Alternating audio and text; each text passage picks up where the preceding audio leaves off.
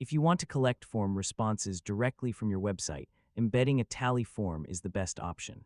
In this guide, I'll show you how to embed tally forms on a website step by step.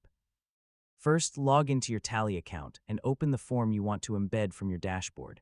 Next, click the Publish button. Your form needs to be live before you can embed it on any website. After publishing, open the Share or Embed section.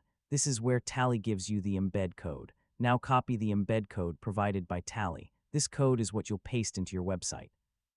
Next, open your website editor or HTML file and paste the embed code where you want the form to appear. You can adjust the width and height of the form inside the embed code to make it fit perfectly on your page.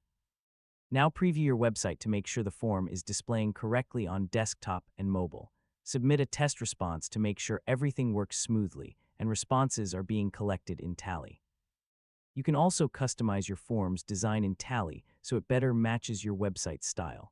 And that's how to embed Tally forms on a website. So once it's embedded, you can collect responses directly from your site without sending users anywhere else. Thanks for watching, and I'll see you in the next guide.